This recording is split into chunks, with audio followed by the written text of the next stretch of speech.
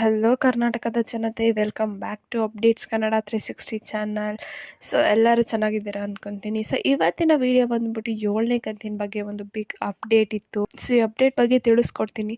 ಏನಪ್ಪ ಅಪ್ಡೇಟ್ ಅಂದರೆ ಜಮಾ ಆಗಲಿದೆ 7ನೇ ಕಂತಿನ ಗೃಹಲಕ್ಷ್ಮಿ ಯೋಜನೆಯ ಹಣ. ಸೊ ನೀವೂ ಕೂಡ ನಿಮ್ಮ ಖಾತೆ ಚೆಕ್ ಮಾಡೋಕ್ಕೆ ರೆಡಿಯಾಗಿ, ಯಾಕಂದರೆ ಮಾರ್ಚ್ ತಿಂಗಳಲ್ಲಿ ಏನು ಸರ್ಕಾರ ತಿಳಿಸ್ದಂಗೆ 7ನೇ ಕಂತಿನ ಹಣನ ಜಮಾ ಮಾಡೋಕ್ಕೆ ಸರ್ಕಾರ ಎಲ್ಲ ಪೂರ್ಣ ಸಿದ್ಧತೆಯೂ ಮಾಡ್ಕೊಂಡಿದೆ. ಸೊ ಈಗ ಬರೀ ಹಣಕಾಸು ಇಲಾಖೆಯಿಂದ ಮಕ್ಕಳ ಕಲ್ಯಾಣ ಇಲಾಖೆಗೆ ಹಣ ಬಿಡುಗಡೆ ಆಗೋದು ಒಂದೇ ಬಾಕಿ. ಆಮೇಲೆ ಮಕ್ಕಳ ಕಲ್ಯಾಣ ಇಲಾಖೆಯಿಂದ ನಿಮ್ಮ ಖಾತೆಗೆ ಹಣ DBT ಆಗೋದು ಒಂದೇ ಬಾಕಿ ಇರೋದು. ಸೊ ಗೃಹಲಕ್ಷ್ಮಿ ಯೋಜನೆ ಆರಂಭವಾಗಿದ್ದಿಂದಲೂ ಒಂದಲ್ಲ ಒಂದು ಸಮಸ್ಯೆ ಎದುರಾಗ್ತಾನೆ ಇದೆ. ಸೊ ಇದುವರೆಗೂ ಸರ್ಕಾರದ ಬಳಿ ಅರ್ಜಿ ಸಲ್ಲಿಸಿದ ಎಲ್ಲ ಫಲಾನುಭವಿಗಳ ಖಾತೆಗೆ ಕೂಡ ಹಣ ಜಮಾ ಆಗಲು ಸಾಧ್ಯ ಆಗಿಲ್ಲ. ಸೊ ಈಗಾಗಲೇ 6ನೇ ಕಂತಿನ ಹಣನೂ ಬಿಡುಗಡೆ ಆಗಿ ತುಂಬ ಜನ ಮಹಿಳೆಯರ ಖಾತೆಗೆ 6ನೇ ಕಂತಿನ ಹಣ ಜಮಾ ಆಗಿದೆ. ಮಾರ್ಚ್ ತಿಂಗಳ ಹಣ ಮಾರ್ಚ್ 4ರಂದು ಅಂದರೆ ಸೋಮವಾರ ಬೆಳಗ್ಗೆ ಎಲ್ಲ ಫಲಾನುಭವಿಗಳ ಖಾತೆಗೆ ಜಮಾ ಆಗಲಿದೆ ಅಂದ್ಬಿಟ್ಟು ಒಂದು ಮಾಹಿತಿ ಬಂದಿದೆ. ಹಾಗಾದರೆ ಗೃಹಲಕ್ಷ್ಮಿ ಯೋಜನೆ ಹಣ ಬಂದಿದೆಯೋ ಇಲ್ವೋ ಅಂದ್ಬಿಟ್ಟು ತಿಳ್ಕೊಳೋದು ಹೇಗೆ? ಸೊ ಏನಪ್ಪ ಅಂದರೆ ಫೆಬ್ರವರಿ ತಿಂಗಳ ಮೊದಲನೇ ವಾರದಲ್ಲಿ 6ನೇ ಕಂತಿನ ಹಣ ಜಮಾ ಮಾಡಲಾಗಿತ್ತು. ಅದರಲ್ಲೂ ಎಲ್ಲ ಫಲಾನುಭವಿಗಳಿಗೂ ತಲುಪಲು ಸಾಧ್ಯವಾಗಿರಲಿಲ್ಲ 6ನೇ ಕಂತಿನ ಹಣನೂ ಕೂಡ. ಸೊ ಹಾಗಾಗಿ ಫೆಬ್ರವರಿ ತಿಂಗಳ ಹಣ ಬಾರದೇ ಇದ್ದವ್ರಿಗೆ ಈ ತಿಂಗಳು 2 ಕಂತಿನ ಹಣ ಒಟ್ಟಿಗೆ ಸಿಗ್ತಾ ಇದೆ. ಅಂದರೆ 4,000 ರೂಪಾಯಿ ಜಮಾ ಆಗಲಿದೆ.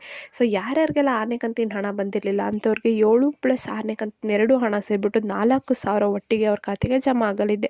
ಸೊ ಹೀಗಾಗಿ ಫೆಬ್ರವರಿ ತಿಂಗಳ ಹಣ ಬಂದಿಲ್ಲ ಅಂದ್ಬಿಟ್ಟು ಯಾರ್ಯಾರೆಲ್ಲ ಕೊರಗೋ ಅವಶ್ಯಕತೆಯೇ ಇಲ್ಲ. ಅಕಸ್ಮಾತ್ ನಿಮ್ಮ ಬ್ಯಾಂಕ್ ಖಾತೆಯಲ್ಲಿ ಏನಾದರೂ ಸಮಸ್ಯೆ ಇದ್ದಲ್ಲಿ ಕೂಡಲೇ ಪರಿಹರಿಸ್ಕೊಳ್ಳಿ. ಯಾಕಂದರೆ 4,000 ಮಿಸ್ ಆಗಿಬಿಡುತ್ತೆ. ಇಲ್ಲಾಂದರೆ 6ನೇ ಕಂತು ಮತ್ತು 7ನೇ ಕಂತಿನ 2 ಕಂತಿನ ಹಣನೂ ನೀವು ಮಿಸ್ ಮಾಡ್ಕೊತೀರಾ.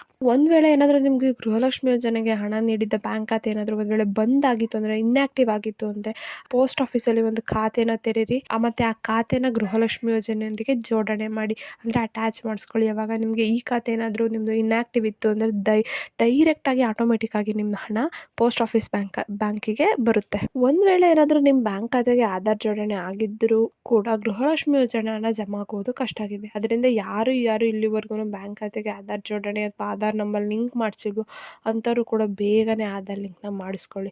ಇದುವರೆಗೂ ಅರ್ಜಿ ಸಲ್ಲಿಸಿದವರು ಎಷ್ಟೋ ಮಹಿಳೆಯರದು ಆಧಾರ್ ಸೀಡಿಂಗು ಮತ್ತು KYC ಆಗಿಲ್ಲ. ಸೊ ಇದು ಒಂದು ಏನೊಂದು ಸರ್ಕಾರಕ್ಕೆ ಸಿಕ್ಕಿರುವ ಒಂದು ಮಾಹಿತಿ. ತುಂಬ ಲಕ್ಷಾಂತರ ಜನ ಮಹಿಳೆಯರು ಇನ್ನೂ ಅವರದ್ದು ಬ್ಯಾಂಕ್ ಖಾತೆಗೆ KYC ಮಾಡಿಸಿಲ್ಲ, NPCI ಮ್ಯಾಪಿಂಗ್ ಮಾಡಿಸಿಲ್ಲ. ಸೊ ಇದರಿಂದ ಅವ್ರ ಖಾತೆಗೆ ಹಣ ಜಮಾ ಮಾಡೋಕ್ಕೆ ಸರ್ಕಾರದ ಕಡೆಯಿಂದ ಸ್ವಲ್ಪ ಕಷ್ಟ ಆಗ್ತಿದೆ. ಇನ್ನು ಒಂದು ವೇಳೆ ನಿಮಗೆ ಗೃಹಲಕ್ಷ್ಮಿ ಯೋಜನೆ ಹಣ ಬಂದಿದೆಯೋ ಇಲ್ವೋ ಅಂತ ತಿಳ್ಕೊಬೇಕಂದ್ರೆ ಸರ್ಕಾರನೇ ರಿಲೀಸ್ ಮಾಡಿರೋ ಒಂದು ಅಪ್ಲಿಕೇಶನ್ DBT ಅಪ್ಲಿಕೇಶನ್ ಮೂಲಕ ನೀವು ನಿಮಗೆ ಯಾವ್ಯಾವೆಲ್ಲ ಕಂತಿನ ಹಣ ಬಂದಿದೆ ಅಂತ ತಿಳ್ಕೊಬೋದು. ಮತ್ತು ಮಾಹಿತಿ ಕಣಜ ವೆಬ್ಸೈಟ್ನ ಯೂಸ್ ಮಾಡಿಕೊಂಡು ಕೂಡ ನಿಮಗೆ ಯಾವ್ಯಾವ ಕಂತಿನ ಹಣ ಯಾವ್ಯಾವ ತಾರೀಕಲ್ಲಿ ಬಂದಿದೆ ಅಂತಲೂ ತಿಳ್ಕೊಬೋದು. ಸೊ ಯಾರ್ಯಾರೆಲ್ಲ ಮಹಿಳೆಯರು 7ನೇ ಕಂತಿನ ಹಣಕ್ಕೋಸ್ಕರ ಕಾಯ್ತಿದ್ರಲ್ಲ, ಸೊ ಅಂಥವ್ರಿಗೆಲ್ಲ ಒಂದು ಗುಡ್ ನ್ಯೂಸ್. ಯಾಕಂದರೆ ಮಾರ್ಚ್ 4ರಂದು ಅವ್ರ ಖಾತೆಗೆ ಹಣ ಜಮಾ ಮಾಡಲು ಸರ್ಕಾರ ಎಲ್ಲ ಪೂರ್ಣ ಸಿದ್ಧತೆಯೂ ಮಾಡ್ಕೊಂಡಿದೆ.